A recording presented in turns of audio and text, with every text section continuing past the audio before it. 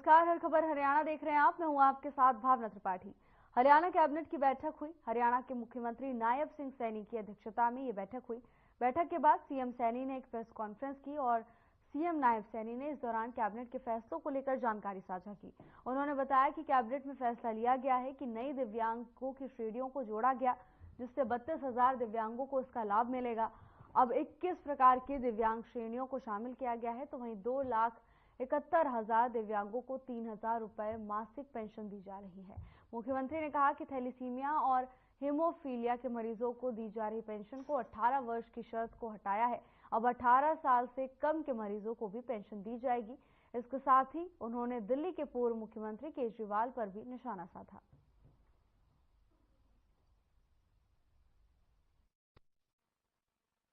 आज की कैबिनेट में आज नेताजी सुभाष चंद्र बोस की जयंती जो पराक्रम दिवस के रूप में मनाई जाती है, आज नेताजी सुभाष चंद्र बोस को कैबिनेट में उनको याद किया गया है, पुष्पांजलि अर्पित की गई है। आज नेताजी सुभाष चंद्र बोस को हम नमन करते हैं। ऐसे महान स्वतंत्रता सेनानी जिन्होंने भारत की आज़ादी में अपना महत्वपूर्ण योगदान दिया है, ऐसे महान स्वतंत्रता सेनानी की आज जयंती है। आज पूरी कैबिनेट ने उनको याद किया है। हमने कैबिनेट में कई महत्वपूर्ण फैसलों पर आज निर्णय हुआ है। हमारे जो पूर्व कर्मचारी थे, जैसे MITC या हमारे कन्फेड हरियाणा मिनरल लिमिटेड, हथकरघा एवं निर्यात निगम, ऐसे कर्मचारी जो डिपार्टमेंट मर चुके थे पीछे, और वो इधर उधर घूमते थे, चक्कर काटते थे कि हमें कोई पेंशन का भी प्रावधान नहीं है।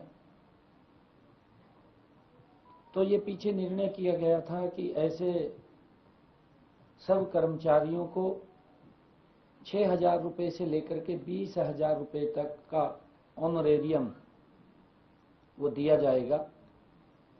और उस समय के दौरान कुछ लोगों की बुढ़ापा पेंशन भी लगी थी, और वो बुढ़ापा पेंशन, क्योंकि प्रावधान है कि एक जगह से एक स्थान से ही पेंशन ले सकता है, तो ऐसे सब कर्मचारियों को जिनकी बुढ़ापा पेंशन वो डबल ले रहे थे, उनके लिए जो बुढ़ापा पेंशन थी, सम्मान भत्ता था, वो लगभग 1 साल का उनका 1,46,00,000 रुपया आज उनका वो माफ किया है। कैबिनेट में फैसला किया गया। और उसके बाद का जो भी उनका पैसा था, बिना ब्याज के उनसे वो वापस लेने का, कि उस सैलरी से उनके जो ऑनरेरियम है उससे वो धीरे धीरे करके उसको काट लिया जाएगा। इसमें ऐसे सब कर्मचारियों के लिए आज एक मुश्त उनको लाभ दिया है। और हमने दिव्यांगजनों को के लिए भी जो 2016 में संशोधन को मंजूरी दी गई थी, उसमें संशोधन के अंदर अब हरियाणा में 10 और दिव्यांगजनों की श्रेणियों को उसमें जोड़ा गया है। उनको मासिक पेंशन का लाभ भी वो मिलेगा। इससे जो आज का कैबिनेट का फैसला हमने लिया है, लगभग 32,000 दिव्यांगजनों को हरियाणा प्रदेश के अंदर इसका लाभ मिलेगा। केंद्र सरकार द्वारा पिछले दिनों एक्ट में दिव्यांगजन अधिकार अधिनियम 2016 के तहत 21 प्रकार की दिव्यांग श्रेणियों को शामिल किया गया था। आज हरियाणा सरकार ने भी जो 11 कुछ तो हमारे एक्ट के अंदर पहले थी 10 जिसकी मैंने चर्चा की है, 11 जो छूट गई थी उनको भी आज शामिल इसके अंदर किया है। अब हरियाणा में दिव्यांग जनों की श्रेणी में 10 और, जिनमें कैरावल पैलेसी, मुसलर डिस्ट्रोफी और स्पीच एंड लैंग्वेज डिसेबिलिटी। खबर चंडीगढ़ से है, जहां हरियाणा में स्वच्छता अभियान मनाया जा रहा है। सीएम नायब सैनी राज्य सचिवालय का निरीक्षण किया। इस दौरान उन्होंने सफाई अभियान का भी जायजा लिया। सीएम ने कहा कि हरियाणा में जिला स्तर और उपमंडल स्तर पर भी स्वच्छता अभियान मनाया जा रहा है।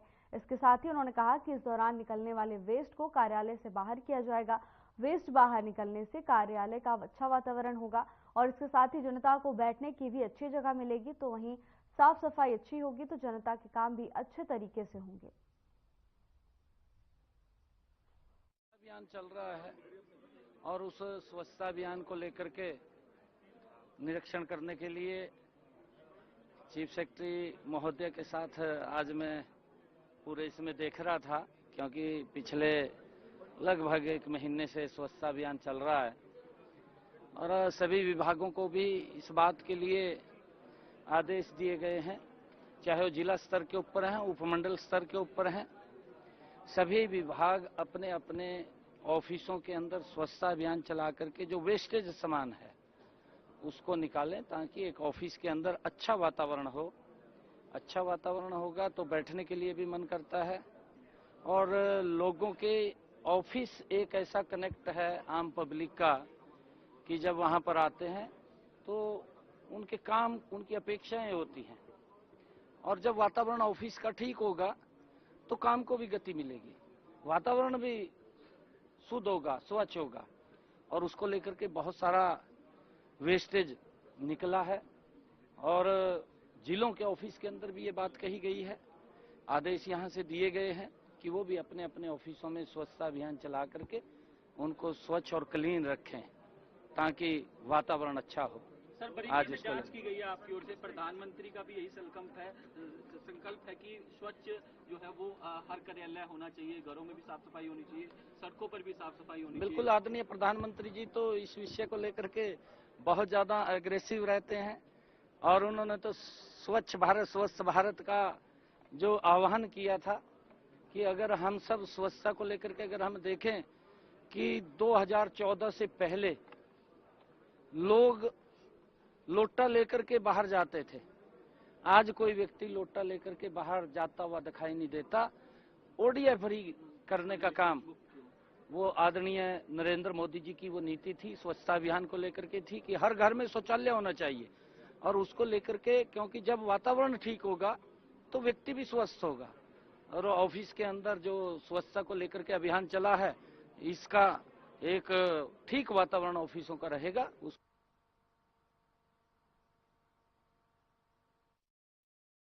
हरियाणा सरकार ने सेवा के अधिकार कानून में संशोधन किया है। कृषि को छोड़कर आबादी और कमर्शियल ट्यूबवेल कनेक्शन देने के लिए दिन निर्धारित कर दिए गए हैं। तो वहीं मेट्रोपॉलिटन एरिया में 3 दिन, शहरी निकायों क्षेत्रों में 7 दिन और ग्रामीण इलाकों में 15 दिन में कनेक्शन जारी करने होंगे, जिसकी अवधि आवेदन पत्र प्राप्त होने के दिन से शुरू होगी। आपको बता दें कि राज्यपाल ने अधिसूचना की मंजूरी दी है।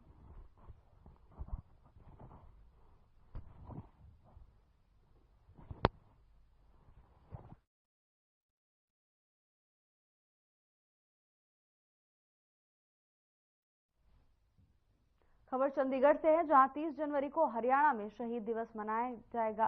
बता दें कि इस दिन 11 बजे 2 मिनट का मौन रख स्वतंत्रता संग्राम के शहीदों को श्रद्धांजलि दी जाएगी। मुख्य सचिव ने हरियाणा के सभी सरकारी कार्यालय में शहीद दिवस मनाने के निर्देश जारी किए हैं।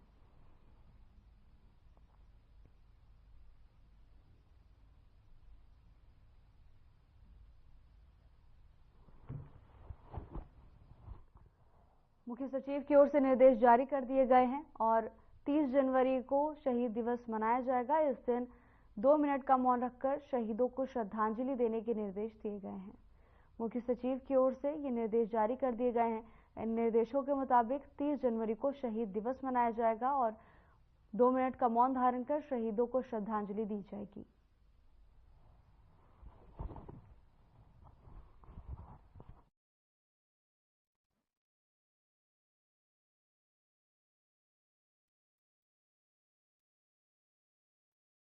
हरियाणा के मुख्यमंत्री आवास योजना के तहत निकाले जाएंगे प्लांट्स के ड्रॉ और 20 जिलों में 4,533 प्लॉट्स के लिए निकाला जाएगा।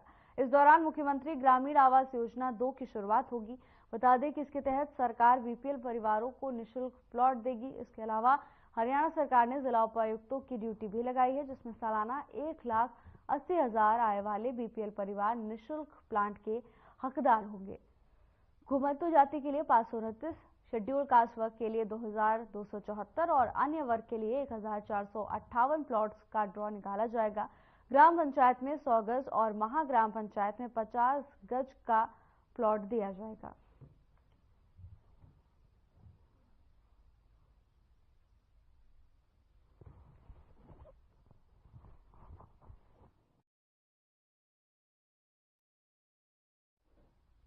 फ्लैग फाउंडेशन ऑफ इंडिया के अध्यक्ष एवं कुरुक्षेत्र के सांसद नवीन जिंदल के मार्गदर्शन एवं प्रेरणा से कुरुक्षेत्र विश्वविद्यालय के फैकल्टी लॉज में 22वां तिरंगा अधिकार दिवस मनाया गया।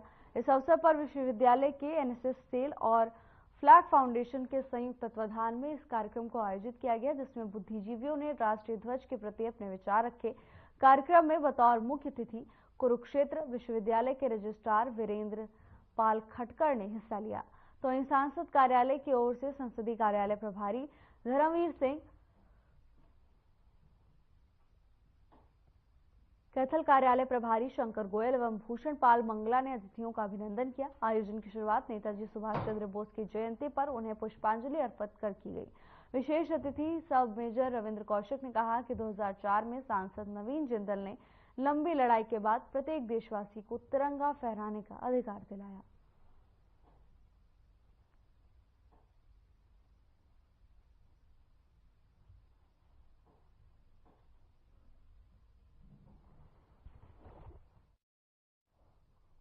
खबर सिरसा से है, जहां उपायुक्त शांतनु शर्मा के मार्गदर्शन में जिला स्तरीय गणतंत्र दिवस समारोह के भव्य आयोजन को लेकर तैयारियां जोरों पर हैं। वीरवार को स्थानीय शहीद भगत सिंह स्टेडियम में परेड और सांस्कृतिक कार्यक्रमों की रिहर्सल की गई। बता दें कि अतिरिक्त उपायुक्त लक्षित सरन ने बताया कि जिला स्तरीय गणतंत्र दिवस समारोह में तैयारियों को अंतिम रूप दिया जा रहा है। परेड और सांस्कृतिक टीमों के द्वारा प्रतिदिन रिहर्सल की जा रही है। इसके साथ उन्होंने बताया कि 24 जनवरी को फुल ड्रेस फाइनल रिहर्सल होगी। उन्होंने सभी टीम इंचार्ज को निर्देश दिए हैं कि समारोह के आयोजन को लेकर समयबद्धता के साथ काम करें। एडीसी ने बताया कि जिला स्तरीय समारोह में विभिन्न विभागों के द्वारा सरकार की जन कल्याणकारी योजनाओं और देशभक्ति से ओतप्रोत झांकियां निकाली जाएंगी।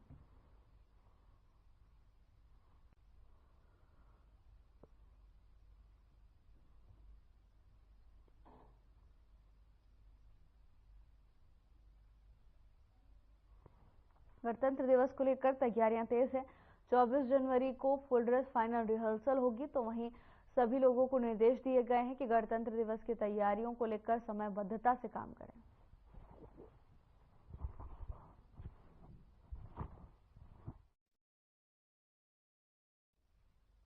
गणतंत्र दिवस के मौके पर जिला पुलिस पूरी तरह से अलर्ट मोड पर है, ताकि गणतंत्र दिवस के मौके पर शहर में कोई बाहरी हस्तक्षेप ना हो।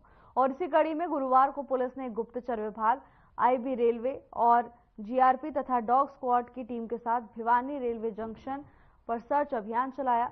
बता दें कि इस दौरान जंक्शन परिसर में घटित होने वाली गतिविधियों पर भी नजर रखी गई, साथ ही रेलगाड़ियों की चेकिंग की गई। बता दें कि डॉग स्क्वाड की टीम ने चप्पे चप्पे पर तलाशी ली, जिससे तस्वीरों में साफ तौर पर देखा जा सकता है। तो वहीं इस दौरान किसी प्रकार की कोई संदिग्ध वस्तु नहीं मिली।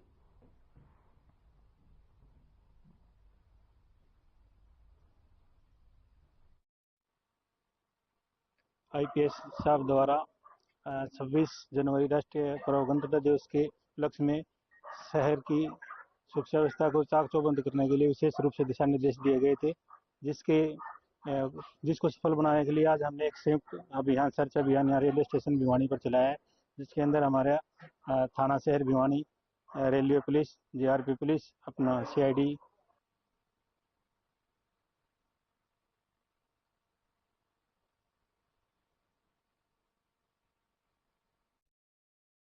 हरियाणा के 5 और शहरों में 26 जनवरी से नई इलेक्ट्रिक बसें चलने जा रही हैं। हिसार, रोहतक, रेवाड़ी, सोनीपत, अंबाला में बसें पहुंच गई हैं। इन बसों के रूट तय हो गए हैं। इन बसों का न्यूनतम किराया 10 रुपए होगा।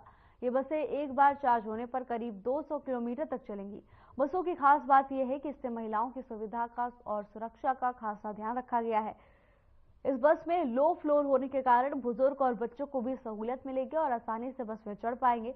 तो वहीं बस में सीसीटीवी कैमरे भी लगे हैं। बता दें कि हरियाणा के 4 शहरों में ये बसें पहले से चल रही हैं, जिनमें करनाल, पानीपत, फरीदाबाद और यमुनानगर शामिल हैं।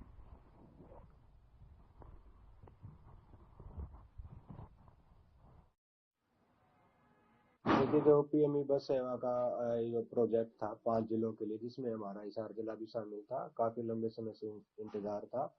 तो उसी प्रोजेक्ट में आगे प्रगति ये हुई कि अब हमारे पास 5 इलेक्ट्रिक बसें आई हुई जो कि एसी बसें हैं। तो इसके शुरुआत के पायलट बेसिस पे हमने 2 रूटों का सर्वे किया है। 2 रूटों पे 5 बसों का आवागमन होगा। एक तो हमारा हिसार बस स्टैंड से अपने मुकलान की तरफ होगा, जो सिविल सेक्रेटरीट की तरफ से होते हुए जाएगा। दूसरा यहाँ से बस स्टैंड से हमारे रानी लक्ष्मीबाई चौक, वहां से होते हुए डाबड़ा चौक, और वहां पर लास्ट में हमारा आधार हॉस्पिटल होते हुए डाबड़ा गांव तक जाएगा।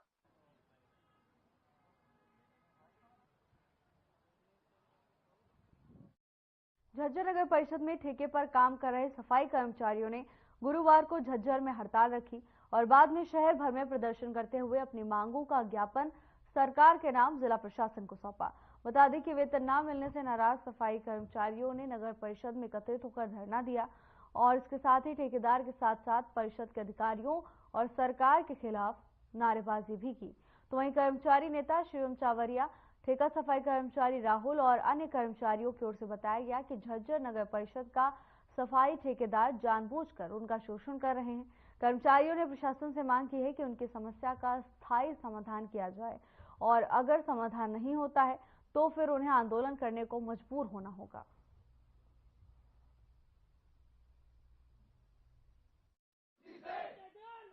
नगर पालिका कर्मचारी संघ हरियाणा के वानपर में इकाई प्रधान शिवम चावरिया, जिला सर्व कर्मचारी संघ से जिला सचिव। आज हम मांग कर रहे हैं कि ये जो ठेकेदार द्वारा लगाए कर्मचारी ने 2-2 महीने हो जाते, 3-3 भी बीत जाते, वेतन ना मिलने, बेचारे मजबूर गरीब कर्मचारी। 10,000 रुपए इनका वेतन। क्या कोई आज के टाइम में 10,000 में 50,000 में जो ये बड़े बड़े अधिकारी है जो ठेके ले बैठे, इनका तो लाखों में भी गुजारा ना हो रहा और इन तक 10,000 में भी देने में परेशानी हो रही है। हम इन तक मांग करे प्रशासन से या तो इनकी जल्द से जल्द इन मांगों का समाधान करा जाए, समय पे इनका वेतन दिया जाए, नहीं तो सभी पालिका रोल के कर्मचारी इनके साथ कंधा से कंधा मिलाकर लड़ेंगे, जिसकी जिम्मेवारी नगर परिषद प्रशासन की होगी। और साथ ही हम ठेकेदार से जब बात करें, वो ठेकेदार सीधम सीधी ये बात कहे कि ठेका बंद कर दूंगा, ठेका छोड़ के भाग जाऊंगा। हमने ठेकेदार से मतलब नहीं है, हमारा कोई लाड़ प्यार नहीं है, ना कोई उससे दुश्मनाई। ठेकेदार से 100 पर जाओ। समस्या हमारी ये है कि जो ठेकेदार है हमारा, उसमें 2 महीने की तनख्वाह उसने रोक रखी है और हर बार उसका यही सिस्टम चलता है कि वो 2 महीने की तनख्वाह होल्ड करके तीसरे महीने में 1 महीने की सैलरी गिरता ताकि 2 महीने की फिर होल्ड हो जाए। ठीक है, हमारी ठेकेदार से यही वो है अपील कि हमारी जो तनख्वाह वो टाइम टू टाइम दे। ठीक है, जैसा काम करवा रहे हो वैसा सैलरी भी दो। ठीक है, ये नहीं है कि हम काम ज्यादा कर रहे हैं, तनख्वाह नहीं दे रहे हैं और सबके घरों में दिक्कत है, परेशानी है, हर किसी के सबकी प्रॉब्लम एक अलग अलग है। ठीक है, हमारी गुजारिश तो उससे यही है कि हमारी पीएफ है, ईएसआई है और जो सैलरी है उसका जो मैटर हमारा सोल्व करे।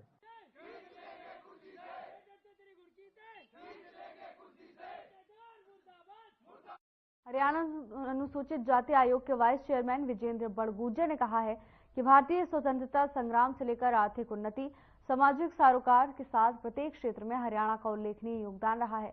इतिहास हमें आगे बढ़ने के लिए प्रेरित करता है।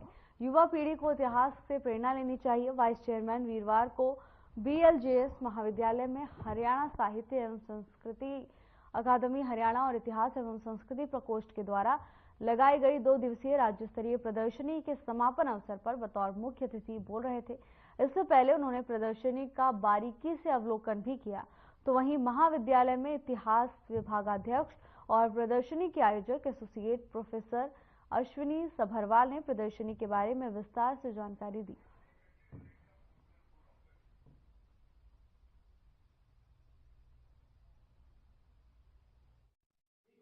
आज प्रोग्राम जिंदल कॉलेज में हिस्ट्री एंड कल्चर डिपार्टमेंट द्वारा आज ये जो प्रदर्शनी जो लगाई गई है, और इसका जो मेन जो मुझे जो समझ में आया है, प्रदर्शनी लगाने का जो उद्देश्य है इस डिपार्टमेंट का, वो हरियाणा के बारे में जो युवा हैं उनको पूरी तरह से उनको जानकारी देने का है। और अभी जिस प्रकार से हमने देखा और जो बताया गया प्रोफेसर अश्विनी जी द्वारा बहुत ही बेहद अच्छे ढंग से, तो उसमें एक ऐसी चीज निकल के आ रही कि हरियाणा का योगदान जो है पूरे भारत में अगर किसी भी दृष्टि से देखा जाए तो हर प्रकार से जो है हरियाणा का रोल जो उसमें दिखाई दे रहा है। तो युवाओं के लिए बड़ी अच्छी प्रेरणादायक जो है जिसका ये बताया गया किस प्रकार से शहर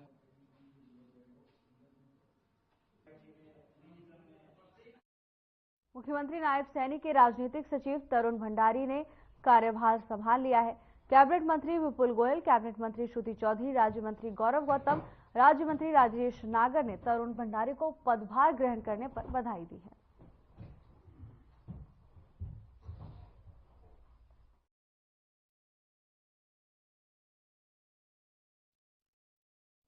सूचना जनसंपर्क एवं भाषा विभाग हरियाणा के महानिदेशक के.एम. पांडुरंग ने आरआर कैंप नई दिल्ली में हरियाणा की झांकी को मीडिया के समक्ष प्रस्तुत करते हुए कहा कि इस बार गणतंत्र दिवस समारोह में नई दिल्ली कर्तव्य पथ पर हरियाणा की झांकी प्रदेश की समृद्धि, विरासत और विकास का अलौकिक दृश्य प्रस्तुत करेगी। हरियाणा के कुरुक्षेत्र में भगवान कृष्ण के द्वारा अर्जुन के माध्यम से मानवता को दिए गए गीता के दिव्य संदेश के रूप में जहां समृद्ध विरासत को दर्शाया गया है, तो वहीं तकनीकी और नवाचार के क्षेत्र में हरियाणा के निरंतर विकास और खिलाड़ियों के उत्कृष्ट प्रदर्शन के चलते स्पोर्ट्स पावर के रूप में बनी हरियाणा की नई झलक भी झांकी के माध्यम से दिखाई देगी।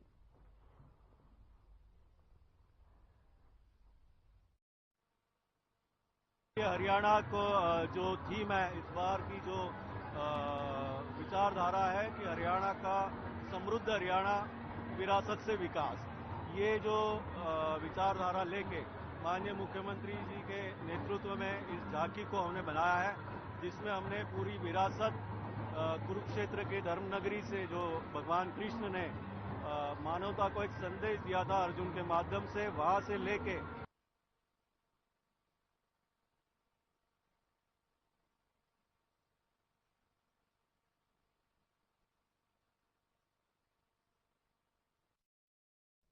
फिलहाल के लिए बस इतना ही। जल्द हाजिर हूं। अब वक्त हो चला है डॉक्टर राकेश गुप्ता के साथ हमारे खास कार्यक्रम प्लस माइनस का।